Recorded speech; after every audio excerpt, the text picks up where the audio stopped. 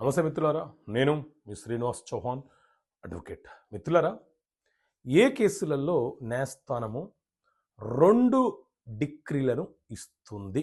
So మిత్రులారా, civil procedure code CPC చట్టం ప్రకారంగా మనము న్యాయస్థానంలో సివిల్ దావాలను ఫైల్ చేస్తుంటాం.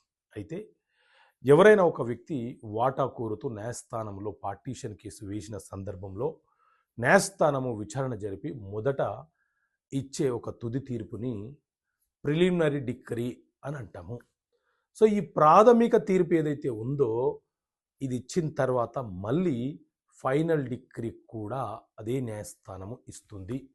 మరి ప్రిలిమినరీ డిక్రీ వచ్చిన తర్వాత నుంచి ఎంత కాలంలోపు ఫైనల్ డిక్రీ కోసం పిటిషన్ వేసుకోవాలి అంటే దీనికి లిమిటేషన్ లేదు. ఎందుకంటే కేసు వేసిన రోజు నుంచే లిమిటేషన్ అయిపోతుంది. ప్రిలిమినరీ డిగ్రీ వచ్చిన తర్వాత నుంచి మనం ఫైనల్ డిగ్రీ కావాలని అడగడానికి పర్టికులర్గా లిమిటేషన్ యాక్ట్లో ఈ సెక్షన్ ప్రకారంగా ఇంత లిమిటేషన్ అనేది ఎక్కడ కూడా పేర్కొనలేదు.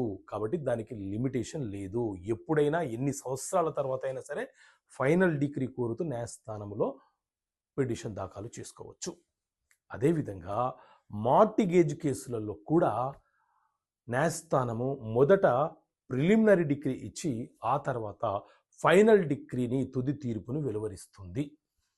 మార్టిగేజ్ కేసు అంటే మనము అప్పు కావాలనుకున్నాము, మన వద్ద ఉన్నటువంటి ఆస్తికి సంబంధించిన పత్రాలు మరొక వ్యక్తి వద్ద తాకట్టు పెట్టి అతని వద్ద నుంచి కొంత సొమ్ముని నగదు రూపంలో తీసుకున్నాము. సో మనం అతనికి డాక్యుమెంట్లు పెడుతున్నట్టు మార్టిగేజ్ డాక్యుమెంట్ని రిజిస్ట్రేషన్ చేస్తాము.